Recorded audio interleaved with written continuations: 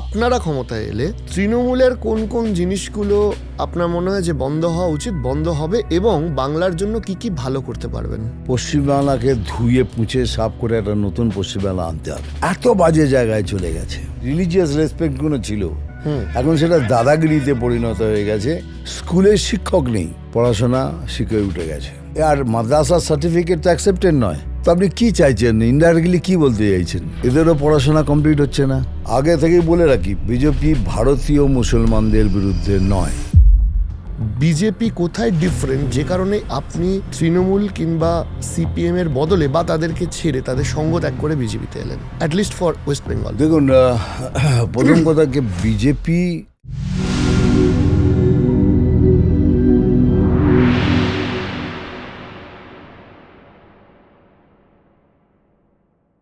BJP ক্ষমতায় এলে বা বলা চলে যে সেই নেতৃত্বের মধ্যে বা সেই মুখগুলোর মধ্যে তো আপনিও থাকবেন। আপনারা ক্ষমতায় এলে তৃণমূলের কোন কোন জিনিসগুলো আপনার মনে হয় যে বন্ধ হওয়া উচিত, বন্ধ হবে, এবং বাংলার জন্য কি কি ভালো করতে পারবেন? দেখুন, তৃণমূলের নাম নিয়ে কিছু বলবো না, কিন্তু এটুকু বলবো সমগ্রভাবে পশ্চিমবাংলাকে ধুয়ে পুঁছে সাফ করে একটা নতুন পশ্চিমবাংলা আনতে হবে। মানে এত এত বাজে জায়গায় চলে গেছে। আপনারা বলছেন কেন আমরা হিন্দুবাদী, আমরা এই, মানে এমন এমন আগে কিন্তু এগুলো ছিল না। আগে কখনোই কেউ যে কিছুদিন আগে এদের একটা মারবাড়িদের ফাংশন হচ্ছিল, কিছু ছেলে এলো বলো বন্ধ করুন, এখন এখন এই হবে, মানে এই ধরনের একটু বলতে কাইন্ডলি বন্ধ করে দিন, আমরা করো, সবাই করতাম আমরা। এই রেসপেক্ট, রিলিজিয়াস রেসপেক্টগুলো ছিল, এখন সেটা দাদাগিরিতে পরিণত হয়ে গেছে এই সরকার আসার পর। আপনি যদি দেখেন, প্রশ্নটা যেভাবে তুমি করলে, সেইভাবে যদি উত্তর না দিয়ে যদি অন্যভাবে বলি, তুমি এক লাইনে বুঝে যাবে। কে মাদ্রাসার জন্য উনি বাজেট রেখেছেন 5,713 কোটি টাকা, হতো 5,713 crores। বাকি জায়গায় দেখুন 82 কোটি টাকা, 165 কোটি টাকা। এর থেকে বুঝে যাবেন। আর আমি যেটা বলছি, আমি উইথ নোটস বলছি, আমি যেটা আপনাদের দেওয়া, মানে যেটা সমীক্ষা, তার সেটা পড়ে বলছি যে this is the difference in the state. কেন হবে এটা? যদি স্টেটই আপনি চালাবেন, যদি স্টেটই করবেন, তো অল ব্যালেন্সিং অ্যাক্ট করে চলুন। আজকে একটা স্কুলের শিক্ষক নেই, অথচ মাদ্রাসাতে আপনি 5,713 কোটি টাকা দিলেন কি করে? মানে আমাদের আদিবাসী স্কুলে পড়াশোনা করার জন্য শিক্ষকের দ্বারা সে শিক্ষক নেই, পড়াশোনা শিখে উঠে গেছে। একটা শিক্ষক পড়াচ্ছে 1 থেকে 5 ক্লাসে যতগুলো সাবজেক্ট আছে, অথচ 5,713 কোটি টাকা আপনি খালি মাদ্রাসাদের দিচ্ছেন। তাহলে আপনি কি চান? তো সরকার কি চায়? Let's be honest about it. কি চান? আর মাদ্রাসার সার্টিফিকেট তো অ্যাকসেপ্টেড নয়। অ্যাকসেপ্টেড কি? কোনো সরকারি কাজে তো অ্যাকসেপ্টেড নয়। তো আপনি কি চাইছেন? ইনডাইরেক্টলি কি বলতে চাইছেন?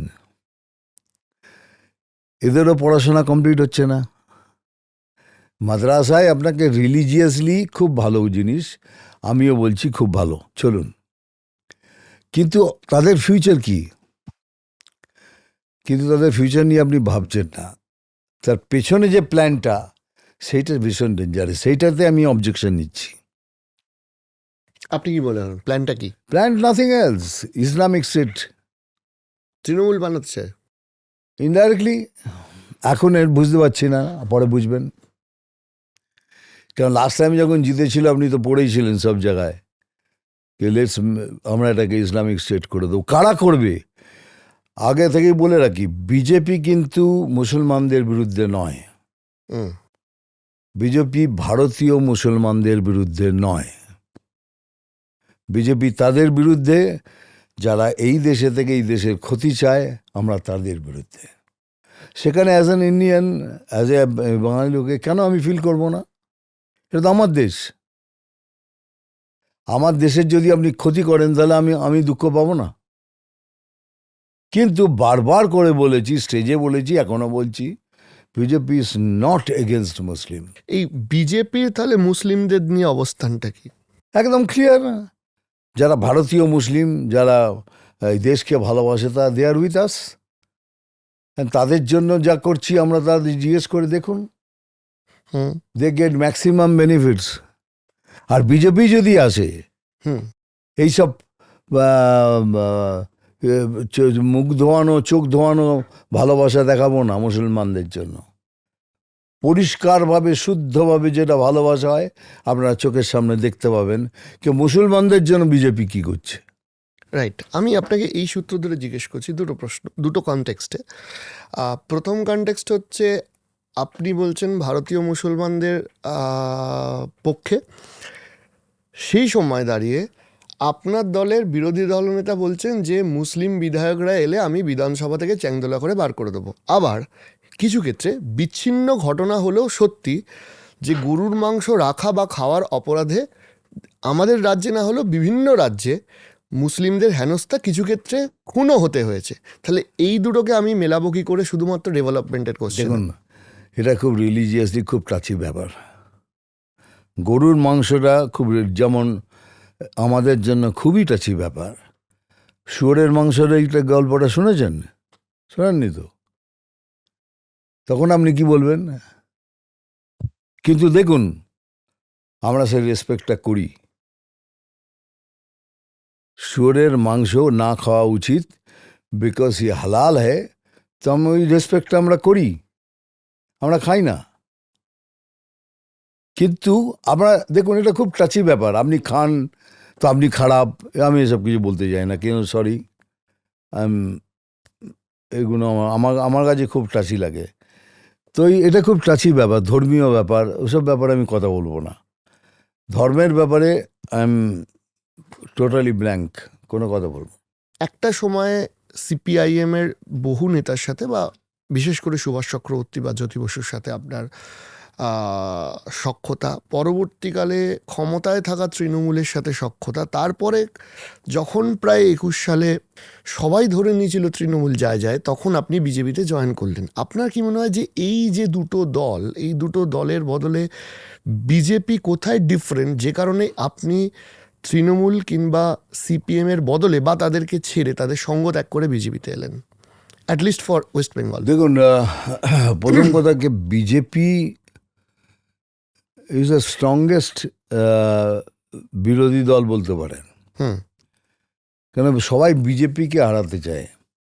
কাউকে দেখবেন না কেউ বলে না কে তৃণমূলকে হাঁটাও, যতই কিছু বলুক কোনোদিন শুনবেন না কে তৃণমূলকে হাঁটাও, কেউ বলে না, বলে বিজেপিকে হাঁটাও, এটা একটা ফ্যাসিস্ট দল। ফ্যাসিস্ট কি হয়? ফ্যাসিস্ট দল কি? হুম বিজেপি একটা পার্টি, আজ এতগুলো রাজ্যতে বিজেপি রাজ করছে, সেন্টারে বিজেপি একটা পাওয়ারফুল, পৃথিবীর সবথেকে বড় পার্টি। তাদের লিডাররা, আপনি কোথায় বিজেপির কোনো কারাপশন শুনেছেন? এই 1 সেকেন্ড নেবেন না, পিএম 1 সেকেন্ড নেবেন না, উড়িয়ে ফেলে দেবেন। তো অনেক কিছু আছে, তা বলে এই বলছি না কি কারাপশন চলছে না, কারাপশনও চলছে।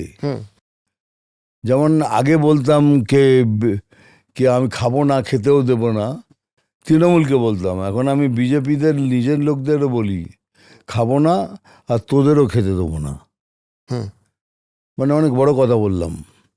মাই ফাইট ইজ উইদিন আওয়ারসেলভস। কিছুদিন ধরে খালি তো লড়েই গেলাম নিজেরা নিজের সঙ্গে। এই সংগঠিত করার জন্য সবাইকে ওপেন স্টেজে বলছি হাত জোর করে, যে যদি আপনাদের মধ্যেও কোনো মনোমালিন্য থাকে, তাই ইলেকশন অবধি সেটা ভুলে গিয়ে আসুন আমরা এক ছাতা নিচে এসে সবাই লড়ি। দেখুন, আর বাকি তৃণমূল ছেড়ে, তৃণমূলে তো আমি অ্যাকসেপ্ট করেছিলাম ওই একটাই কারণে, আমাকে বলেছিলেন তুমি যেটা করতে পারছো না একা একা, সেটা তুমি দলে জয়েন করে পারবে। এই মুকুলদা মারা গেলেন, মুকুলদা নিজে এসেছিলেন। মুকুলদাকে আমি একটা প্রশ্ন করেছিলাম, মুকুলদা এটা খালি সত্যি করে বলুন, আমার আপনাকে সাহায্য করবেন, আমি করতে পারবো তো? বলে হ্যাঁ নিশ্চয়ই পারবে। জয়েন করলাম, জয়েন করার পর যে সিনারিওটা দেখলাম আমার স্বপ্নের সাথে ধাক্কা খেলো। তখনই ডিসাইড করে নিলাম আমি ছেড়ে দেবো। আমি রাজ্যসভা খালি মুখ দেখানোর জন্য আমি কোনোদিন যেতে চাইনি। এমনকি এই সময়েও আমাকে অফার দেওয়া হয়েছে, এমন নো স্যার, আমি পার্টির জন্য করব। কেন, আমাকে বাংলাতে পার্টি করলে পরে বাংলার লোকের যাতে সাহায্য পায় সেটা করব। আচ্ছা, না আরেকটা প্রশ্নতে যেটা পরে যেটা যখন সিপিএম সরকার চলে গেলেন, তাদের সাথে, তাদের সব বড় বড় লিডারদের সাথেও আমার আলাপ ছিল। তাদেরও অনেক বলেছিলাম কি আপনারা কোথায় কোথায় ভুল করছেন, এগুলো করবেন না। সব বড় বড় লিডার আমার সাথে দেখা করে গেছে, তা নেই কি কেউ করেননি। তাদের সাথে সখ্যতা ছিল, বন্ধুত্ব ছিল। আর পার্টি করলে, অন্য পার্টি করলে তো অন্য পার্টি কিছু না কিছু বলতেই হবে, তা সেই জন্য বলছি, আর কিছুই না, নাথিং এলস। আমি কিন্তু কাউকে পার্সোনালি কোনো আঘাত করি না, এটা আমার রাজনীতি নয়। কোনো পার্টি সম্বন্ধ নাম করেও আঘাত করি না, এই পার্টির লোক, কিন্তু যা বলার বলে দিই, কিন্তু পার্সোনালি কোনোদিন কারোর সাথে কথা বলে রাজনীতি করি না। আজকের ডেটে অভিনেতা মিঠুন চক্রবর্তী বা নেতা মিঠুন চক্রবর্তী, আপনাকে যদি বলা হয় 34 বছরের বাম আমলকে অবজারভেশন করতে, আপনি এই 34টা বছরকে কিভাবে দেখেন? আমি দেখি কি প্রথম first half, the glorious year of বামফ্রন্ট, গ্লোরিয়াস, ফ্যান্টাস্টিক। তাদের প্রেজেন্টেশন, তাদের ব্যবস্থা, সময় মানে ইউনিক, এত সুন্দর ছিল। আর ঠিক তার 15 বছরে ডিটিরিয়েট করতে করতে করতে করতে এমন জায়গায় চলে গেল যেখানে স্লিপ আর কিচ্ছু ছিল না, যার ফলেই এই তৃণমূলের জন্ম হলো। তৃণমূল বলে গিয়ে কংগ্রেস আবার ফিরে এলো। মানে বামফ্রন্ট নিত আরও 34 বছর, বামফ্রন্টকে কেউ আটকাতে পারতো না যদি সেই 15 বছর থাকতো। আর যেখান থেকে জ্যোতি আঙ্কেল ছাড়লেন, তারপরে বুদ্ধদেব বাবু এলেন, বুদ্ধদেব বাবু অবধি চলছিল, তারপরে অল ওভার, মানে তারপরে আর কিছু ছিল না, যার ফলেই লোকে সইতে সইতে সইতে সইতে এমন একটা জায়গায় চলে গেল ওরা একটা পরিবর্তন চাইলো, আর যার ফলেই এই দলের উত্থান হলো। কিন্তু যে কি বিপদ এলো আর কি বলা যাবে। আমি ওটাই আসছিলাম যে আর তৃণমূলের 15 বছর মানে ওয়ার্স দ্যান দ্যাট, ওয়ার্স দ্যান বাম, ওয়ার্স্ট আমার চোখে বামপনের থেকেও খারাপ। নেত্রী বা ব্যক্তি মমতা বন্দ্যোপাধ্যায়, আপনার অ্যানালাইসিস? নেত্রী, আমি তো আগেই বলেছি, one of the 10 best politician in the country is she. 10 best পলিটিশিয়ানের মধ্যে 10 জন যদি পলিটিশিয়ান নেয়, তার মধ্যে উনি একজন। কিন্তু ওনার আশেপাশে যারা আছেন, যা কিছু করে বেড়াচ্ছেন, তাদের আপনি নেতাও বলতে পারবেন না, তাদের আপনি অভিনেতা বলতে পারেন, গ্রেট অভিনেতা। বা নেতা বলার অধিকার কতজনের আছে ওনার পর? I have my doubts.